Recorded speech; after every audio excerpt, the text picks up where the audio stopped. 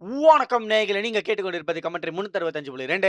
நேயர்களே, போன episode ஹாலி and மேக்ஸ்னா இந்த எபிசோடு வில்லுங்க. எப்பா பேசினா பேசிட்டு மட்டும் தாங்க இருக்கிறானே. பட் ஹாலி அண்ட் மேக்ஸ் கூட பரவாயில்லங்க, ரெண்டு பேருக்கு நடுவில் ஒரு கான்வர்சேஷனா தான் போயிட்டு இருக்குமே. ஆனா இங்க அத்தனை பேர் இருந்தும் இவன் மட்டும் தனியா பேசி அருன்னு அறுத்துட்டாங்க. பட் இதெல்லாம் ஒரு பக்கம் இருந்தாலும் இந்த எபிசோட தான் ஃபினாலிக்கு ஒரு செம்ம செட்டப் பண்ணி பண்ணுங்க. சோ அதனால எபிசோட் நம்ம 7 பிரேக் டவுன் ஸ்டார்ட் பண்ணுவோமா. ஓப்பனிங்கே மேக்ஸ் ஹென்ரியோட மைண்ட்ல இருந்து தப்பிச்சு எப்படி இந்த இடத்துல கண்ண முழிச்சிருப்பா. அண்ட் அவ கண்ண முழிச்சது முதல்ல பார்த்தது நம்ம லூக்கஸ் தாங்க. எனக்கு கிட்டத்தட்ட 2 வருஷமா லூக்கஸ் தான் மேக்ஸ் திரும்ப வந்துருவானுங்கிற ஒரு நம்பிக்கையோடவே இருந்திருப்பான். அண்ட் அந்த விஷயம் நம்ம மேக்ஸ்க்கு ஒரு நம்பிக்கையாவே இருந்தது. சோ மேக்ஸ்க்கு ஹென்ரியோட மைண்ட்ல தப்பிக்கிறதுக்கு தேவைப்பட்டது அவரோட பாட்டு கிடையாது, நம்ம லூக்கஸ் தான். அண்ட் இந்த விஷயத்தை லூக்கஸ் கிட்டே டைரக்டாவே சொல்லிருப்பாங்க. அண்ட் இந்த சீக்வன்ஸ் நல்ல ஒரு எமோஷனல் சீக்வன்ஸா நல்லாவே ப்ளே ஆயிருக்கும். அண்ட் இதெல்லாம் முடிஞ்ச அப்புறம் நம்ம ஹாப்பர் லெவன், மைக், காலி இவங்க எல்லாருமே வந்திருப்பாங்க. சோ அப்ப யோசிச்சு பாருங்களேன், கேரன் மில்லர் மட்டும் அந்த இடத்துல இல்லனா நம்ம மேக்ஸ் கூடவே சேர்ந்து லூக்கஸ், ராபின், விக்கி இவங்களும் கண்ண மூடினதுக்கு அப்புறம் தான் அவங்க என்ட்ரி கொடுத்திருப்பாங்களே. மைக் வந்ததுமே மேக்ஸ் கிட்ட ஹாலி எங்கனுங்கிற மாதிரி கேட்க, அதுக்கு மேக்ஸ் நானும் ஹாலியும் ஹென்ரியோட மைண்ட்ல தப்பிச்சிட்டோம். சோ நான் இந்த இடத்துக்கு வந்தா அவ கண்டிப்பா அப்சைட் டவுனுக்கு தான் வந்திருப்பான்ட்டு எப்படியாச்சும் அப்சைட் டவுன்ல இருக்கிற டஸ்டினை கான்டாக்ட் பண்ணணும்ங்கற மாதிரி சொல்லிருப்பா. ஆனா வெக்னா அந்த பசங்க எல்லாருமே அபிஸ்ல தான் அடைச்சு வச்சிருப்பான். ஆனா அந்த விஷயம் மேக்ஸ் தெரியாதுல.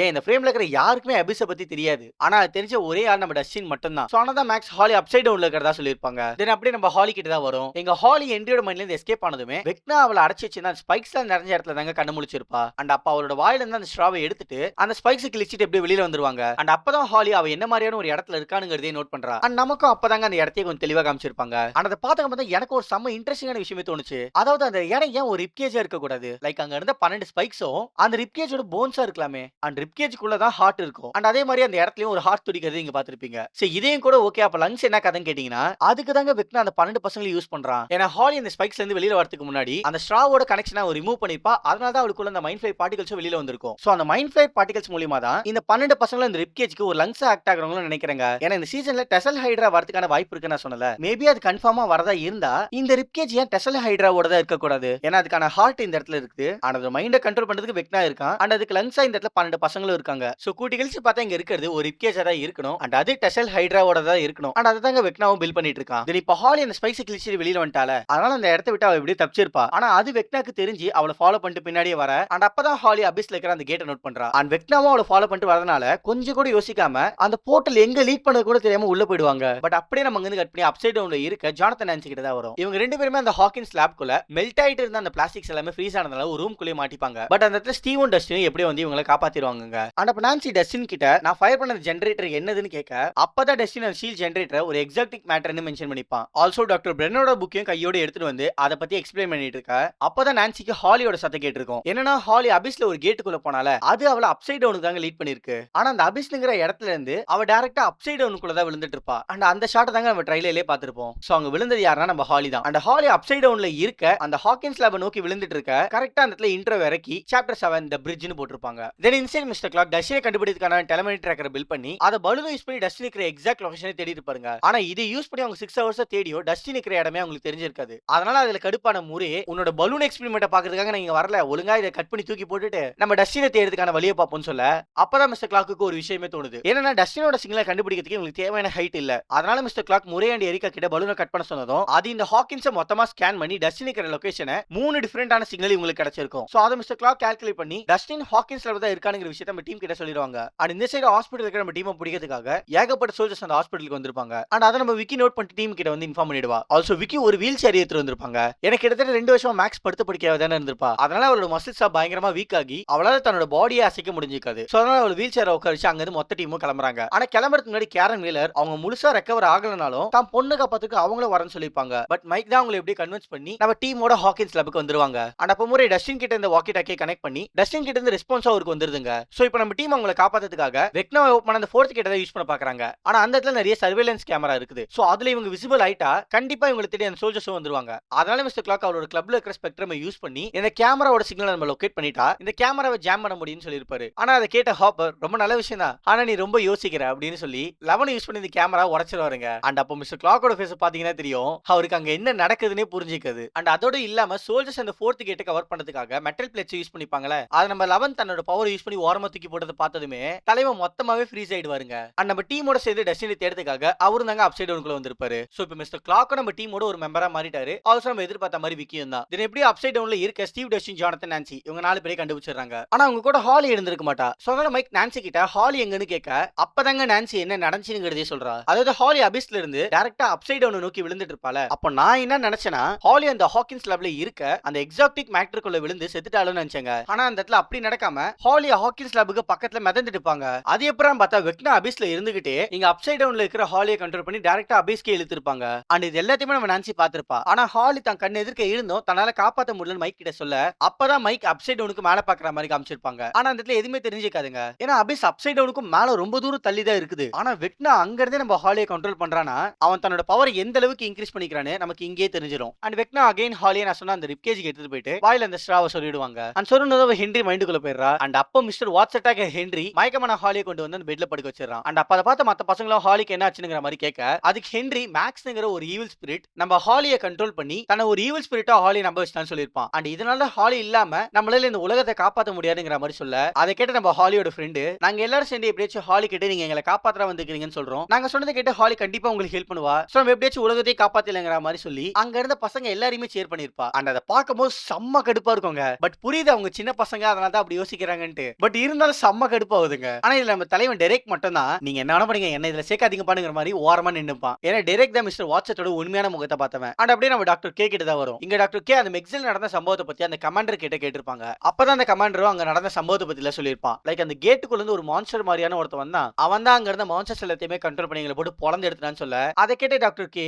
ஓ அப்படியா சரி நீ தூங்கு அப்படின்னு அந்த சோல்ஜர் கிட்ட லெவனை மட்டும் நீ ஃபோக்கஸ் பண்ணுங்கிற மாதிரி சொல்லிருப்பாங்க. அதுக்கு அந்த சோல்ஜர் இன்னும் எத்தனை மான்ஸ்டர்ஸ் அந்த கேட்டுக்குள்ள இருந்து வெளியில வரப்போகுதுன்னே தெரியல, நீங்க இன்னமும் லெவனை மட்டுமே தேட சொல்றீங்களே இதான் நியாயமான்னு கேட்க அதுக்கு டாக்டர் கே அந்த சோல்ஜருக்கு வாயிலே ஒன்று போட்டு மூட்டு போய் தேடுறான்னுவாங்க. சோ உண்மையிலே டாக்டர் கேக்கு மூளையே இல்ல போலங்க. ஏன்னா அதனால தான் இந்த மாதிரியான முடிவுலாம் எடுக்கிறாங்க. தென் அப்படியே சரி நம்ம ஸ்குவாக் கிட்ட தான் வரும். இங்க மேக்ஸ் 2 வருஷமா கோமால இருந்ததுனால இந்த ஸ்குவாக்னுங்கிற ரேடியோ சேனல் இருக்கிற விஷயமே அவளுக்கு தெரியாது. அதனால லூக்கஸ் மேக்ஸ்க்கு இந்த ஸ்குவாக்கை சுத்தி காமிச்சிருப்பாங்க. ஆனா மேக்ஸ்க்கு ஹாலி நம்ம தனியா விட்டுமோனுங்கிறது மண்டக்குள்ள ஓடிட்டே இருக்குது போல. அதனால லூக்கஸ் கிட்ட நான் அவளை தனியா விட்டு வராம இருந்திருந்தா இப்ப அவ எங்க இருக்கானுங்கிற விஷயம் நமக்கு தெரிஞ்சிருக்கும்னு சொல்லிருப்பா. ஆனா அப்பதான் டஸ்டின் ஹால் எங்க இருக்கான்னு எனக்கு தெரியும்னு சொல்லி மொத்த டீமே ஸ்குவாக்கோட ஹால்வேக்கு அசெம்பிள் பண்ணிருப்பான். அண்ட் அங்க இருந்த எல்லார்கிட்டயுமே அப்சைட் டவுன்னா என்ன, அதுல இருக்கிற எக்ஸாக்டிக் மேட்டர்னா என்ன, அண்ட் அதுக்கு மேல இருக்கிற எபிஸ் வேர்ல்ட்னா என்ன, அண்ட் அங்கதான் ஹாலியும் மத்த பசங்களையும் வெக்னா அடைச்சு வச்சிருக்கானுங்கிற விஷயத்தை எல்லாத்தையுமே அங்க இருந்த எல்லார்கிட்டயுமே டஸ்டின் எக்ஸ்பிளைன் பண்ணிருப்பான். அண்ட் இந்த மாதிரி டஸ்டின் எல்லாருக்கும் எக்ஸ்பிளைன் பண்ணும்போது கொஞ்சம் மனசுக்கே நிம்மதியா இருந்தது. ஏன்னா பழைய டஸ்டின் திரும்ப வந்துட்டால அதை நினைச்சு கொஞ்சம் சந்தோஷமா இருந்ததுங்க. ஆனா எதுக்காக வெக்னா அந்த பசங்களை அங்க அடைச்சு வச்சிருக்கானுங்கிற விஷயம் மட்டும் உங்களுக்கு தெரிஞ்சுக்காதல. அதனால ஹாப்பரும் அதே கேள்விதான் கேட்டிருப்பாரு. ஆனா அப்பதான் ஹாலி சொன்ன விஷயம் மேக்ஸ்க்கு ஸ்ட்ரைக் ஆகுது. அதாவது வெக்னா இந்த ரெண்டு உலகத்தையும் ஒன்னா சேர்க்கிறதுக்காக தான் இப்படி பண்ணிட்டு இருக்காங்கிற விஷயத்தை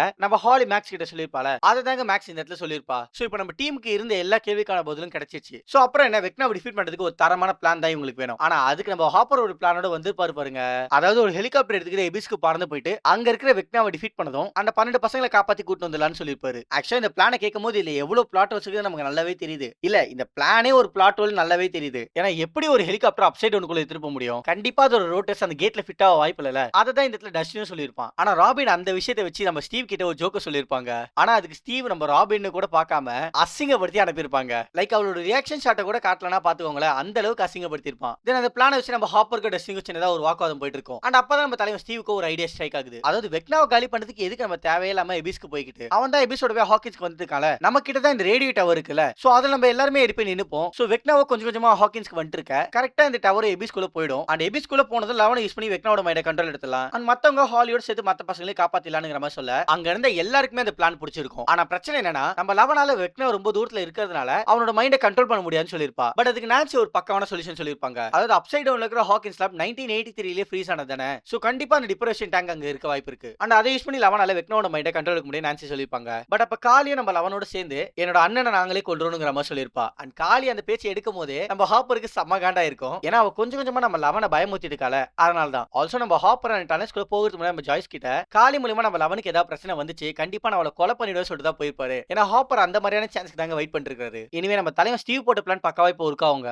ஆனா அது இன்னும் பெட்டரா இருக்கிறதுக்காக நம்ம ரஷ்யன் செரி ஆன் டாப்னு ஒரு பாம் அந்த எக்ஸாக்டிக் மேட்டர் பக்கத்துல வைக்கலாம்ங்கிற மாதிரி சொல்லிருப்பான். ஏன்னா அந்த பாம் அடிச்சு அந்த எக்ஸாக்டிக் மேட்டர் அந்த மொத்த அப்சைட் டவுன் சுத்திக்கிற அந்த வாலை உடைச்சிடும். சோ அபிஸ்க்கு நம்ம உலகத்துக்கு இருக்க அந்த கனெக்ஷன் ரிமூவ் ஆயிடும்ல. சோ அப்ப இந்த பிரச்சனை மொத்தமாவே சால்வ் ஆயிடுங்க. அதனால தான் ஒரு பாம் யூஸ் பண்ற மாதிரி சொல்லிருப்பான். ஆனா சொல்லும் போதே அந்த ஷாட் நம்ம ஹாப்பர் கிட்ட தான் போயிருக்கும். ஏன்னா அவர் தான் அந்த மாதிரியான ஒரு விஷயத்தை பண்ண பார்த்திருப்பார்ல.